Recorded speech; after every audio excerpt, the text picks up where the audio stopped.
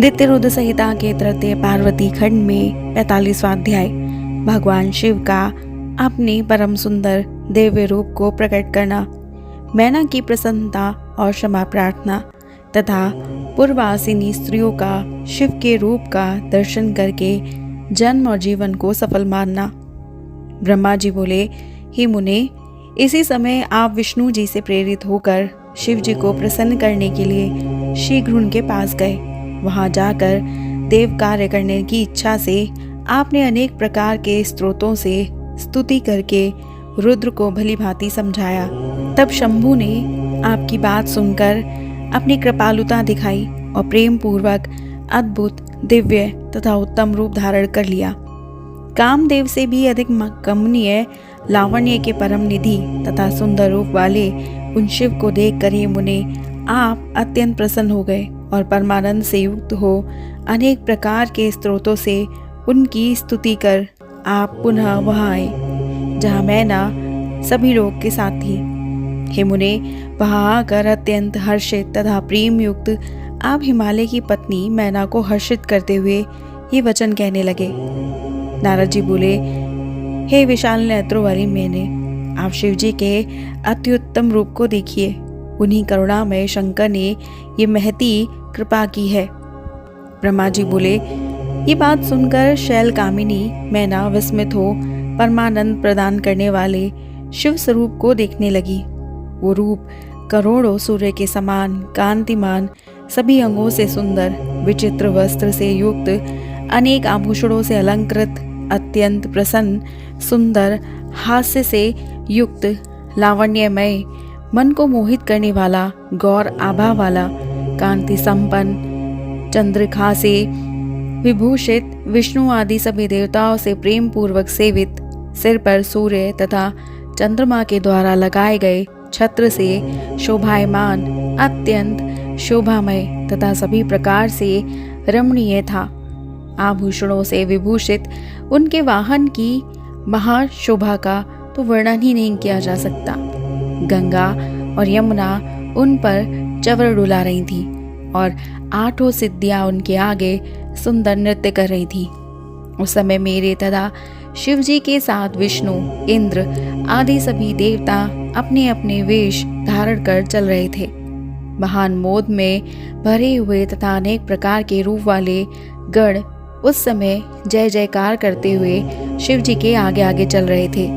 सिद्ध, अन्य देवता, महामंगलकारी मुनिगण तथा अन्य लोग भी प्रसन्न होकर शिव जी के साथ चल रहे थे। इसी प्रकार सजे हुए सभी देवता अपनी स्त्रियों को साथ लिए कौतूहल से युक्त हो पर ब्रह्मा शंकर जी की स्तुति करते हुए चल रहे थे। समस्त अप्सराओं को साथ लिए हुए विश्वावसु आदि गंधर्व शिव जी के महान यश का गान करते हुए उनके आगे आगे चल रहे थे। हे मुनि श्रेष्ठ, इस प्रकार हिमालय के द्वार पर शंकर के जाते समय अनेक प्रकार के महोत्सव हो रहे थे। हे मुनीश्वर, उस समय परमात्मा शंकर की जैसी शोभा थी उसका विशेष रूप से वर्णन कौन कर सकता है। हे मुने, उस प्रकार के रूप वाले उन शिवजी को देखकर मैना क्षण भर के लिए चित्रलिखित के एक समान हो गई। इसके बाद वे प्रेम पूर्वक ये वचन कहने लगी। मैना बोली, हे महेशान, मेरे पुत्र धन्य है जिससे कठिन तपस्या की, जिसके प्रभाव से आप यहाँ मेरे घर पधारे हैं। हे शिवा स्वामिनी, मैंने पहले जो घोर शिव निंदा की है उसे आप क्षमा कीजिए और अब परम प्रसन्न हो जाइए। ब्रह्मा जी बोले, शैलप्रिया मैना ने इस प्रकार कहकर चंद्रमौली की स्तुति कर अत्यंत लज्जित हो हाथ जोड़कर प्रणाम किया। उसी समय नगर की बहुत सी स्त्रियां अपना अपना सारा काम छोड़कर शिव दर्शन की इच्छा से वहां पहुंच गई। स्नान करती हुई कोई स्त्री स्नान चूड़ किए हुए कौतूहल में भरकर गिरजापति शंकर को देखने के लिए पहुंच गई। कोई स्त्री अपने स्वामी की सेवा छोड़कर हाथ में सुंदर चवर लिए हुए अपनी सखी के साथ शंकर जी के दर्शन करने के लिए प्रेम पूर्वक वहां पहुंच गई। कोई स्तनपान करते हुए अपने बालकों को अतृप्त ही छोड़कर शिव जी के दर्शन की इच्छा से आदर पूर्वक वहां चली गई। कोई करदनी बांध रही थी उसे वैसे ही लिए हुए पहुंच गई, कोई विपरीत वस्त्र धारण किए ही पहुंच गई। कोई स्त्री भोजन के लिए बैठे हुए अपने पति को छोड़कर प्रेम से पार्वती पति को देखने की तृष्णा से कुतूहल में भरकर वहां पहुंच गई। कोई स्त्री एक ही आंख में अंजन लगाकर, एक हाथ में अंजन और दूसरे हाथ में शलाका लिए हुए हिमालय पुत्री के पति को देखने के लिए चल पड़ी।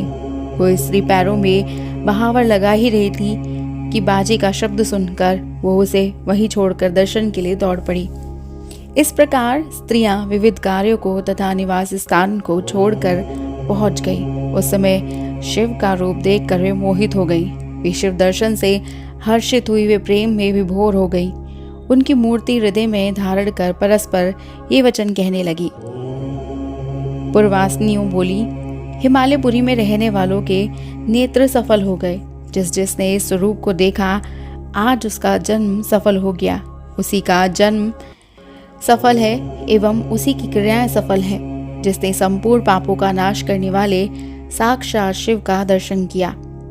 पार्वती ने सब कुछ सिद्ध कर लिया जो उसने शिव के लिए तप किया। ये पार्वती शिव को पति रूप में प्राप्त कर धन्य तथा कृतकृत्य हो गई। यदि ब्रह्मा प्रसन्नतापूर्वक शिवा शिव की इस जोड़ी को ना मिलाते तो उनका संपूर्ण श्रम व्यर्थ ही हो जाता। इन्होंने बहुत ठीक किया जो यहाँ उत्तम जोड़ी का सहयोग करा दिया। इसमें सभी के समस्त कार्यों की सार्थकता हो गई। बिना तपस्या के मनुष्य को शिव जी का दर्शन दुर्लभ है। आज शिव जी के दर्शन से ही सभी लोग कृतार्थ हो गए। जिस प्रकार पूर्व समय में लक्ष्मी ने नारायण को पति रूप में प्राप्त किया था, उसी प्रकार ये पार्वती देवी भी शिव को प्राप्त कर सुशोभित हो गई। जिस प्रकार सरस्वती ने ब्रह्मा को पति रूप में पाया था, वैसे ही पार्वती देवी शंकर को प्राप्त कर सुशोभित हो गई। हम सभी स्त्रियां धन्य हैं तथा सभी पुरुष धन्य हैं जो गिरजापति सर्वेश्वर शिव का दर्शन कर रहे हैं।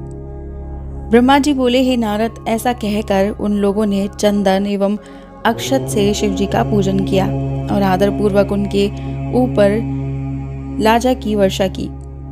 उसके अनंतर सभी स्त्रियां उत्सुक होकर मैना के साथ खड़ी रही और हिमालय तथा मैना के महान भाग्य की सराहना करने लगी।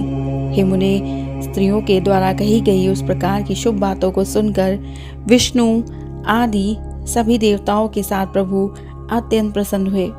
इस प्रकार श्री शिव महापुराण के अंतर्गत नित्य रुद्र संहिता के तृतीय पार्वती खंड में शिव के सुंदर स्वरूप और पूर्ववासियों के उत्सव का वर्णन नामक 45वां अध्याय पूर्ण हुआ। और हमारा अगला अध्याय है नगर में बरातियों का प्रवेश, द्वाराचार तथा पार्वती द्वारा कुल देवता का पूजन नामक 46वां अध्याय। और इसे जानने के लिए सब्सक्राइब कीजिएगा हमारे YouTube channel voice of tales को और हमारी वीडियो को लाइक शेयर सब्सक्राइब करना मत भूलिएगा। हर हर महादेव।